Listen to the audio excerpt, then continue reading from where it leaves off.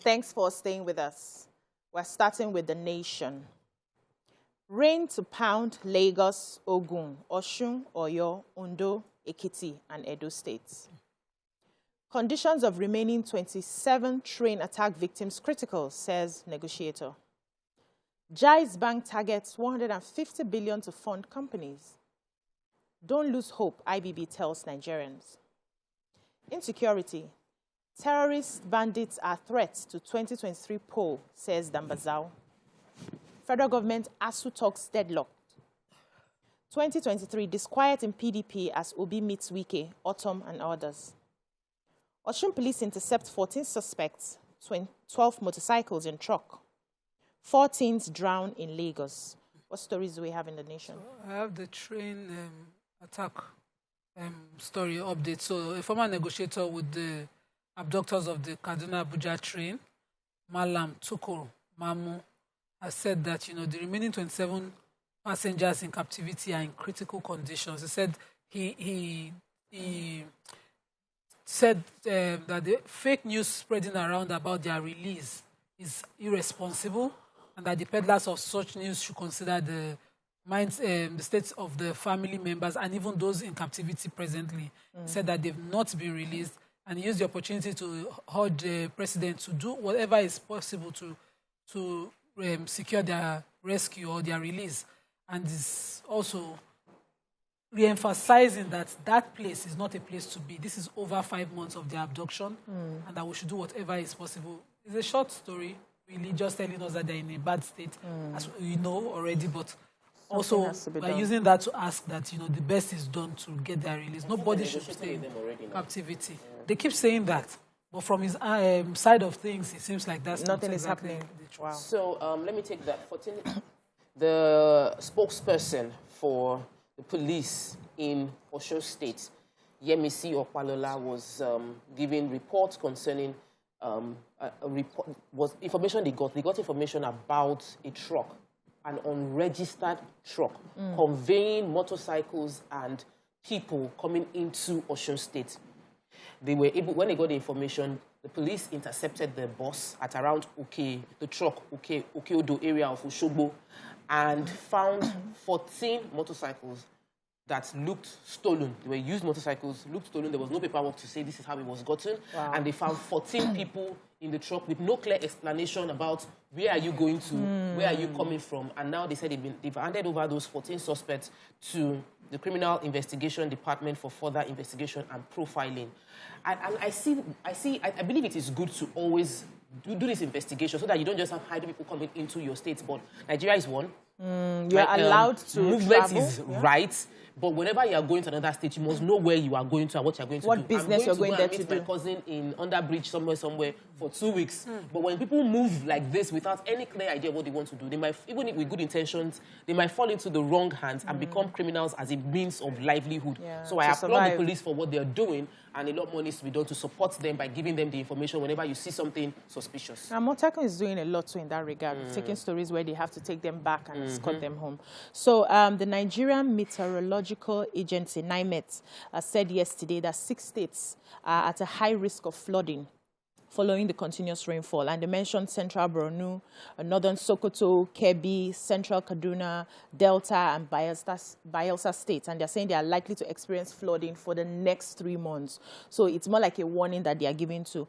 And they said they had to carry out a test. There's this soil moisture test that they carry out to determine either the dryness or the wetness of the land will tell how the rains are going to be. And this is, I was thinking they would give additional advice on what people need to do who are living in those areas. But it's more like listing the states that need to be very careful this period. A lot of other states were included. I think Sokoto, Zamfara, Katsina, Kano, Jigawa, Yobe, Borno, Bauchi, Kebbi. Almost all the states in the country just need to take precautions. Yes. Let's move on now to the Punch.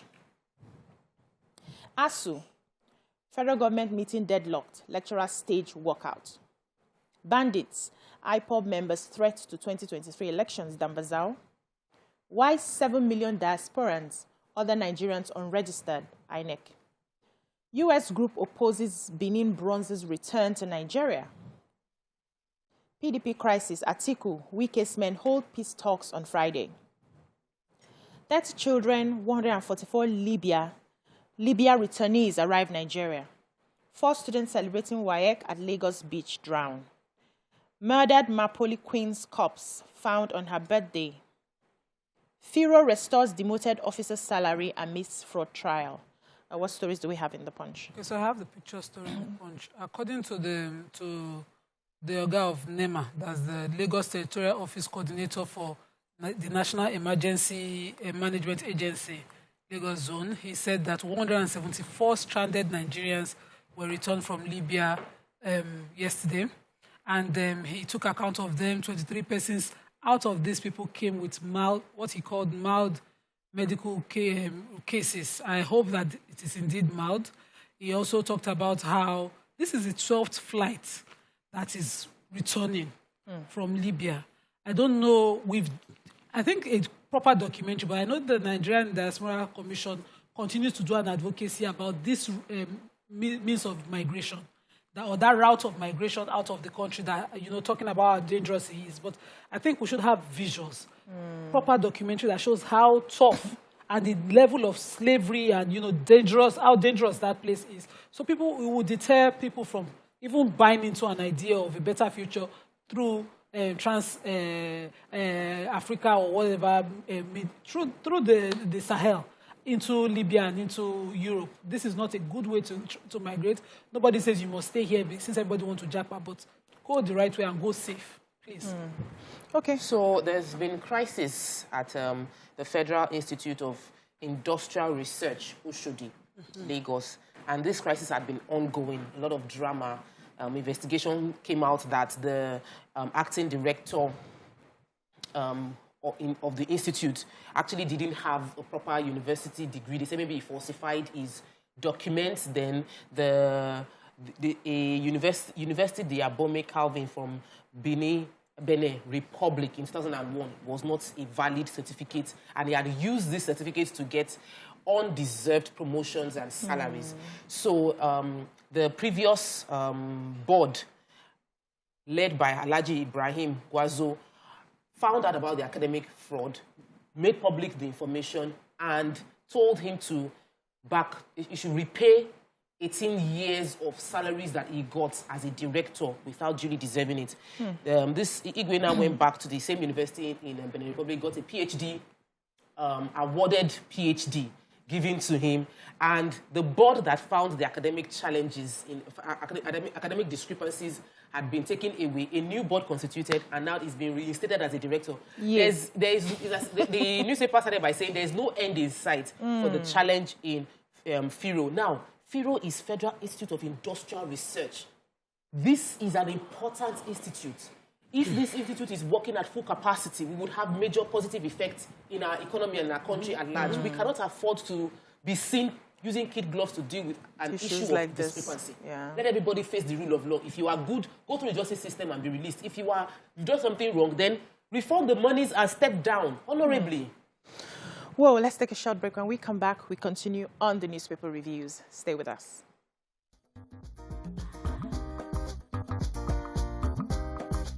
Stay tuned.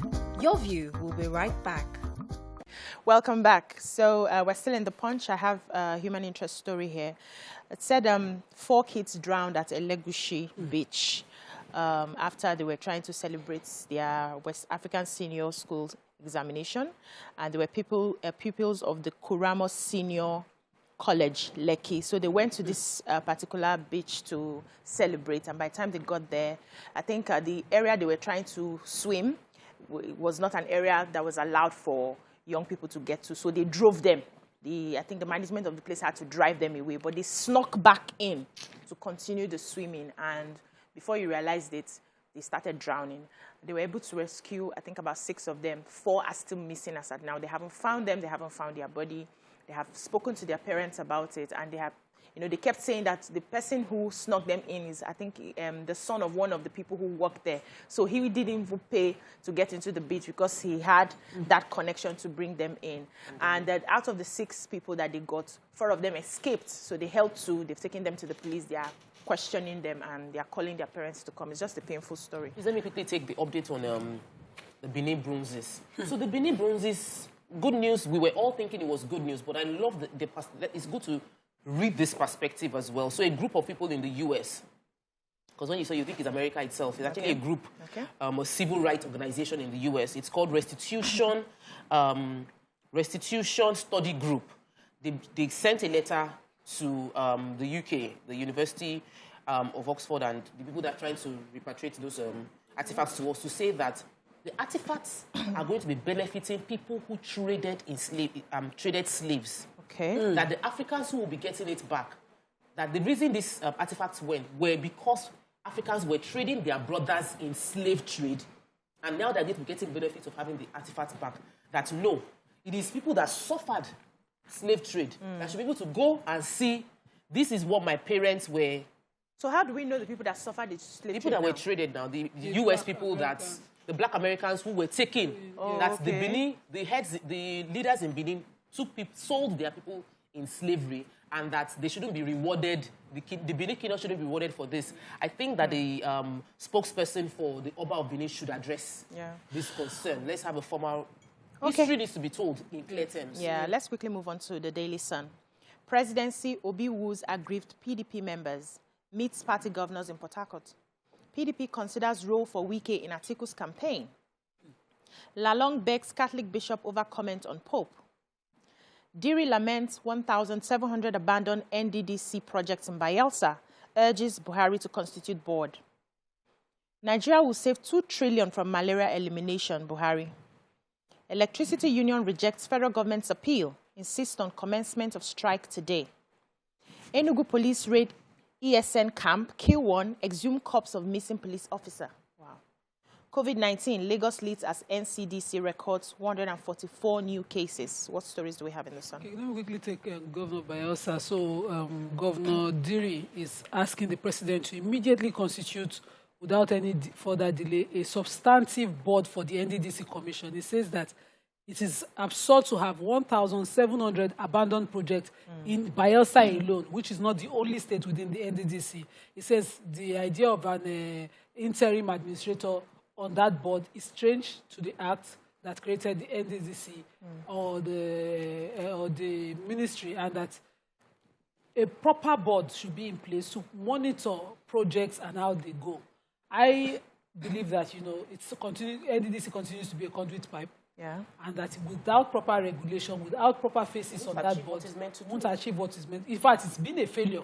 The creation of the NDDC was to help fast-track development of infrastructure within the Niger Delta and oil-producing states. But that's not the story. What we see is that certain individual projects. So let me take the story of Enugu State. The police raided a community in Enugu State in accordance with their drive to reduce criminal, they said in a sustained onslaught on criminal elements. So they visited a place called, I'm sure I'm going to, this name, Agui Beje in Enugu Ezike local community.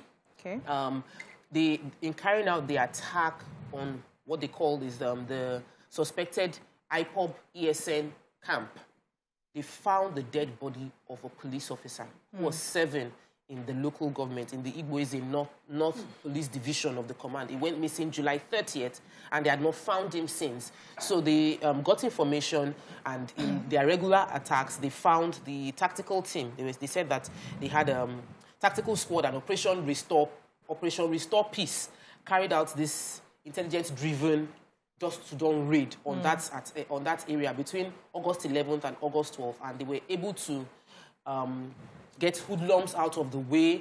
They ran out. There was an attack. One person was killed, but they recovered 12 firearms, including ARK-2 assault pump action guns, locally made Beret pistols, 97 live cartridges, 2 machetes, diggers, all sorts, Toyota Sienna, Honda Pilot, one IAS, all of this within 20 different brands of motorcycles with their plate numbers removed, 1 bulletproof vest, 1 pair of police camouflage uniform, 1 pair of military camouflage uniform with a cap and military singlets. A lot of things were found in this camp, and I must applaud the police for what they've done. Our heart goes out to the families of Opanachi Johnson, who lost his life in the line of duty. So painful.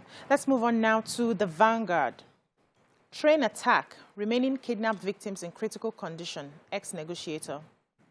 Current challenges shall pass, IBB tells Nigerians. Zamfara governor bans motorcycles, others shoot on sight. Adamu says federal government can borrow till eternity to lead to disaster, NECA, Atiku, LP and others. Effect total Okada ban, Lagos monarchs, stakeholders tell Sowolu. Insecurity, economic woes top agenda as government meets today. Strike, anxiety as federal government ASU team meets secretly.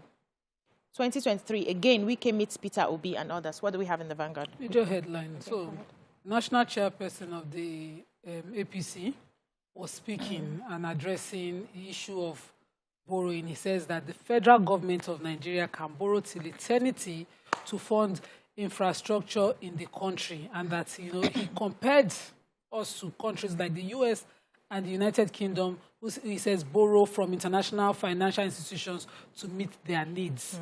And of course, as expected, considering that he did not balance it with our current debt profile, he did not balance it with our current inflation rate, he did not balance it with our non-productivity as an economy, the problems of manufacturers, the problem of consumption of imported things, he didn't. So he showed that he didn't have a complex thought process when he said this, and he's the chairperson of the ruling APC. And of course, as expected, everybody started to react. Apart from NECA, you had other political parties reacting, but NECA, of course, reacted to it and said, that the Nigerian Employers Consultative Association reacted that, this is totally an irresponsible comment, which I agree with. I do not expect him at this time when, they are gunning for office to be the one making this blanket sort of statements. Yes, statements like this. It's either you are talking from a place of information and giving facts. Facts. We need facts right now. Put figures behind such a statement. Say this is the projection. This is what you have so far borrowed. This high, servicing of debt that we are doing. Now we are even borrowing to service debt. This is why. And this is how we plan to generate the revenue to wipe it out. Not just... I will go borrow to eternity, as big man. Please, let's take the Wike story. So, Governor Wike has been in the news. As in, Governor Wike is very, very active. And Governor Wike had a meeting. It happened on Monday night with Peter Obi. In that same meeting was the former governor of Ondo State, Olusegun Mimiko, the former governor of Rivers State, Donald Duke, former governor of Benue State, Samuel Utom. And it was a loaded meeting. We did not know what they discussed in the meeting. But they came out smiling and taking pictures. The meeting took place in Port Harcourt in the governor's private residence. And you can see the photographs here. Yes, so the photo was in all the papers. And they were very, very jovial, happy. Wike is cutting different people before APC, now Labour Party. Then... somebody within anonymous person, these anonymous people, said that it's not like Governor Wike is fighting anybody. They are not against Atiku. That they are open to a meeting. It's just sad that the Atiku camp hasn't made the meeting hold.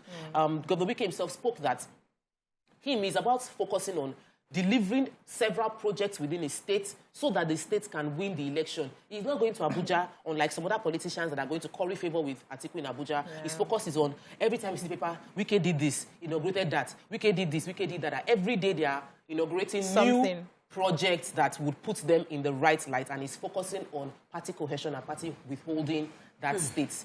After they finish everything, let the people of Port Harcourt have that feel the work that's being done. So Governor Bello Matawale of Zamfara State has banned the riding of motorcycles from 8 p.m. to 6 a.m. in Gusau town. And he was saying this came as a result of all the insecurity intelligence they've gotten so far, that these criminal elements are using bikes to perpetrate their act. And so he's banning that and is ordering a shoot at sight. Anyone who disobeys should be shot.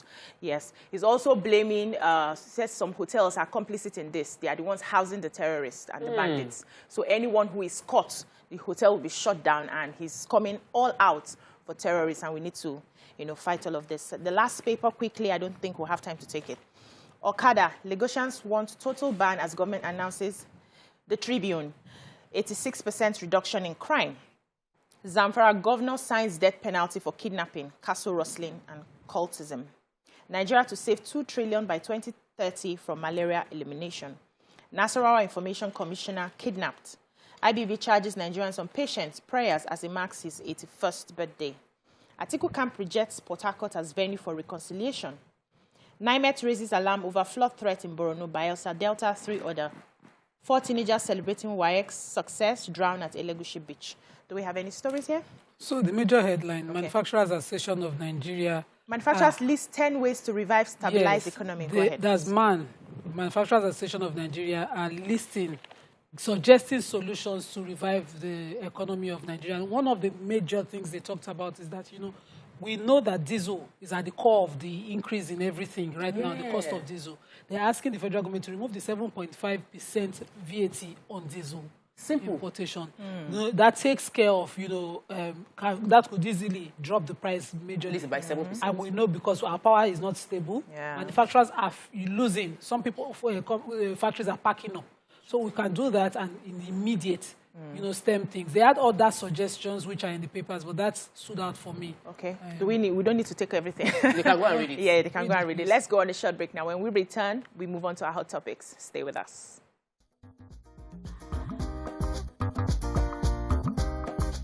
Stay tuned. Your View will be right back.